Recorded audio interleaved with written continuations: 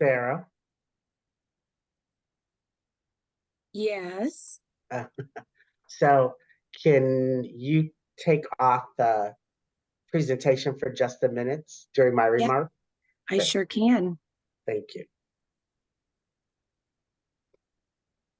Okay. Good morning, everyone, and thank you for joining us. I just thought it would be a little better so that I could at least see me as I'm talking to all of you. But I want to welcome you to um, this phase of where we are in the transition from the IWDS system, the Illinois Workforce Data System, into our new, well, not really new, but into our new Illinois WorkNet platform that will actually assume a new role as we continue to advance in our technology and the use of our technology into our work. Um, so I can see that the room is continuing to fill up, but because we have only about a half an hour, I'm just going to get started and give a chance for um, everybody as the presentation goes on. Just to remind everyone, this is really part of a much larger journey. It began almost 3 years ago when we first had a conversation about what we were going to do as the IWDS system was basically sunsetting itself and really potentially creating a great risk for us around our case management system and the use of or the ability for us to actually continue to provide the kinds of services that we wanted to do. As that was happening, simultaneously, we had been using Illinois WorkNet to really house a number of other programs, everything from our apprenticeship programs to JTED to even a state-run program like Illinois Works. And as that continued to happen and that system continued to evolve, we as a department, the Illinois Department of Employment, the Illinois Department of Commerce and Economic Opportunity, we decided that we really needed to make a much bigger investment and really make it a much long-term investment. So one of the key elements of that was really working with the state's IT department called Do It, the Department of Information Technology and their team and our internal team to really figure out what was that going to mean and what were some of the things that we would have to put in place. And by we, I'm really talking about the Illinois WorkNet team and SIU. And so after a series of multiple meetings and conversations and sort of back and forth, we entered into a multi-year interagency agreement because we knew this effort would really be far-reaching and that it would require a pretty significant investment, not only in terms of resources, in terms of dollars, but also in terms of people. The other thing that we wanted to ensure as we were moving into this new phase of technology, we wanted to make sure that we got the field's input throughout the process. And we were fortunate that we were actually able to bring on one of your former peers, Sarah Graham, who's here and who's been leading some of this effort along with the rest of the SIU team. And really, we're really excited because as this system and this platform continues to evolve, we'll be able to continue to do more enhancements going forward. And we're going to be using state-of-the-art technology as we continue to evolve as a system. There's going to be a lot more to come, but I wanted to at least give you a sense of sort of its evolution and where it's at. And again, this is just one opportunity. Some of you have already been involved in multiple phases of this project, but this project will continue to move forward, and you'll have other opportunities to give input and to tell us what you think is happening that's positive, and what are some of the challenges that you think we need to address as we move forward with this system. Okay, with that said, I'm actually going to turn it back to, and I think I'm going to turn it to Al, correct, Sarah? You are correct. All right, so Yes. thank you again, everybody, for being here with us, and I'm going to turn it to Al to walk you through this PowerPoint that gives you an update on our project. Thanks, Al. Take it away. Good morning, and thanks so much for sitting with us to discuss what we're doing here. And so here is what we're going to discuss this morning. We've kind of divided this up between our team members. And just a brief, before I get into the agenda, just a brief discussion about the team members. So we have 4 business analysts on this project right now. And those 4 business analysts, Taylor DeTig, Lynette Tritz, Olivia Miller, and then some parts of that, Sarah, and then myself, I help on that too. Okay, so what does that mean to you? That means we are deep diving into discovery to map those requirements, and we'll talk about that kind of stuff here in a minute. And then that team is also working with all the subject matter experts, both at the local and state level, so we can capture all the requirements and send them into our development team and testing teams. And that's also participation with our business analysts in that. So we build those requirements with all the subject matter experts. We move them into the development team to get them developed into code. Okay, so the agenda today is we're going to give you a little background. And I believe that's going to be Olivia, and then some scope will be Olivia. Project timeline phases, I'll jump back in and talk about that.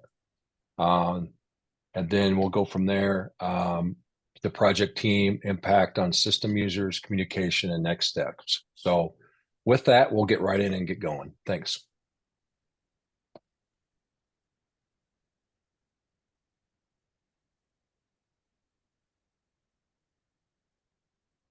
I believe this is Olivia.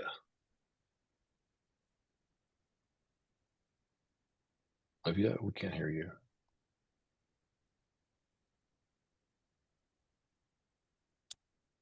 I'm not seeing her, Al, and so. Okay, so some must be out. That's okay. I'll take this over. Let me give a little background for what's going on. Right, we have this IWDS system that provides the case management, the data warehouse, and reporting required to the federal and state, according to this federal and state law. Right, and without IWDS or an adequate replacement system, associated workforce programs could not serve customers in the Illinois, customers being participants, the workforce, right? And we would be out of compliance also with grant requirements, all the grants that support this. So what are we doing? Illinois workNet is already in place. It uses a widely accepted, could you go back to that? Widely accepted technology. And we're going to integrate this new product, this new IWDS 2.0 is what we're calling it right now. There will be a name for it, into that environment. Sorry, help me out here. Okay. So let's go down to number 2 or number 4. Slide number 4, please. Okay. So what does that mean if it's a new environment? One of the things is all the data comes over from IWDS. It's translated into the new platform, so you don't start out with no history. We're going to have reporting and case management that is enhanced, and we're also going to have a modern technology platform. So we're using the latest technologies in web development, and we're going to have a user interface that's intuitive and responsive to different screen sizes and all that. We're going to have an accessible system that meets state's accessibility standards. We're going to also focus more on the ideal customer workflow. We're not just going to bring the old IWDS screen to screen into this. We're using a lot of time to make sure that this is a real-time system based upon helping the career planners and all those that work, the users that work with this system, be an intuitive system that helps them get through their daily chores. Ensure consistency and compatibility across all the DCO workforce grantees and programs, so you won't see a big difference between the way different programs are handled. Next slide, please. All right, here's our timeline, project timeline. So we started back in October of 2023. You'll see that initiate over there. And then we did a definition, design, build, test, demonstrate. That's what we're doing as we go along. Those little curve arcs there are sprints. That's kind of it kind of represents an agile methodology. You don't need to know that, but what it means is we produce code, we put that out there, and we allow our user platform, our SMEs, and all that to get into that code and look at it and give us feedback. Okay. We do 2-week development sprints, and those are going on, and those have started in February. So we have a discovery process that's going on parallel, and it's going on through 2024 and into the first part of 2025. We have these development sprints that go all the way through to the spring of 2025, and then we start the full integrated user acceptance and quality testing at the end after we get all that complete, even though our quality assurance is going all the way through it. And we start our training, and we'll be ready. Our plan is to be ready. We don't know exactly when that decision will be to pull that trigger, but the plan is to be ready in the late summer, early fall of 2025.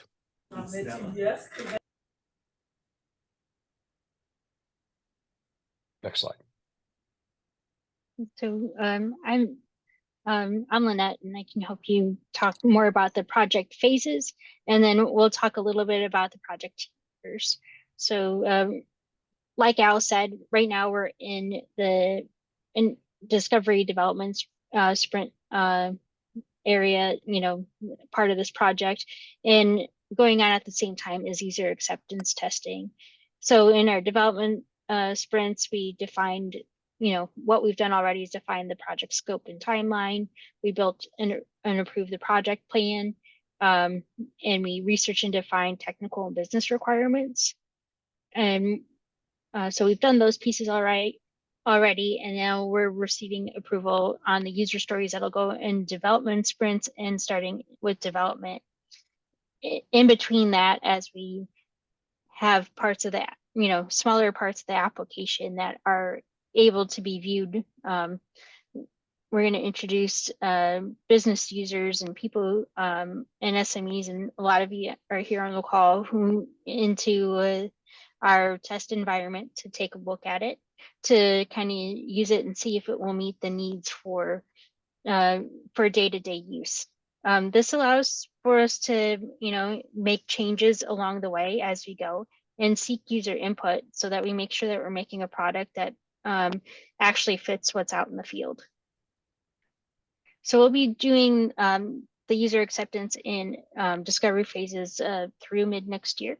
Starting mid next year, when we have more of a final product ready to go, we'll be conducting training. So right now, we're starting the process of getting the training materials ready, and next, probably the next big phase that most of you will be involved with was the training phase, where you'll learn how to use the system.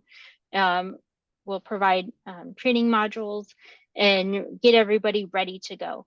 And then in late 2025, at our ready timeline, we'll be ready to move the data over from IWDS into our new system, and then we will go live, and you will make that transition from using IWDS to the new application. Sarah, next slide. And so just a little bit about the development team.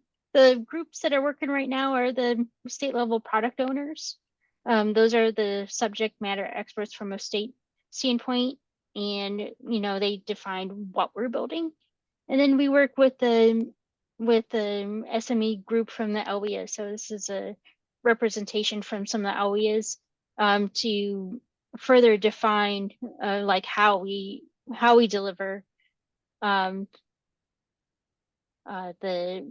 objectives. And then the other piece of this team is the SIU team. So we're, they're the folks, the BAs and the technical developers here to actually, make the system and and take what we've seen from the state level folks, the LWIA level folks, and to deliver a product that y'all can use. So more of the team that this group will be communicating with as it becomes available is the communication team. So those groups of folks, and led through Sarah, help get information out to you as needed. They draft all the content, and they schedule when and where it's going to be disseminated, and then they work with the project oversight team to make sure that we're all delivering a really clear message to you, so you know the expectations of the new IWDS application, and that you're not feeling confused about hearing different things from different people. So if you have any questions, and we'll go through more of this in detail later, you can direct your questions to the general. We have a general email box set up, or your LWIA director. And then the other folks that you're going to probably encounter next year are the trainers, and those are going to be your points of contacts, like on how to use the new system. They'll be the the first experts and help you through the training and learning of the new system as we get it developed. With that, I'm going to hand it over to Sarah, and she's going to tell you a little more about the communications piece. Good morning, everyone. Not afternoon yet. I am going to talk to you all about what you can expect, what the impact is going to be for you, and how we are going to communicate any changes or needs to all of you. So as of right now, you are not going to see any impacts. Your system administrator or your LWIA director will contact you for any assistance that we might need or any specific tasks that we're asking of you. For Career Connect users, which is similar to IWDS and is only used by LWIA 7, and the IWDS users, again, you will not see any changes right now. One question we are continuing to field from current users is about historical data. All of the historical data from Career Connect and IWDS will be validated and moved into the new system. And once we are fully migrated, you are only going to be using one system. You're not going to be going back to Career Connect or IWDS 1.0. With regards to communication, we have some communication set up for you so you feel that your questions are being answered and so that you are feeling informed. So please make note of our public webpage, which is at illinoisworknet.com/IWDST. There's going to be a list of upcoming webinars, and all of our training information is going to be posted there. We are going to start fielding your questions, and we are going to have a Q&A section to answer all of your questions on this public webpage. Additionally, we have set up a general email at iwdst.info@illinoisworknet.com. You can submit any questions that you have via this general email, and we are going to gather those, answer those, and post those to the public webpage. So what are the next steps for the IWDS transition? Again, your directors and the Illinois Workforce Partnership, so IWP, will continue to receive ongoing updates. The Career Connect and IWDS system users will receive updates from these points of contact, and they will receive the upcoming informational webinars through email, which is how you received information on this current webinar. Make sure you follow us. We've got lots of different platforms where you can access Illinois WorkNet Center. Additionally, that general email, illinoisworknet.com/IWDST, and that general email, iwdst.info@illinoisworknet.com. Those are going to be the main points of contact for this transition period.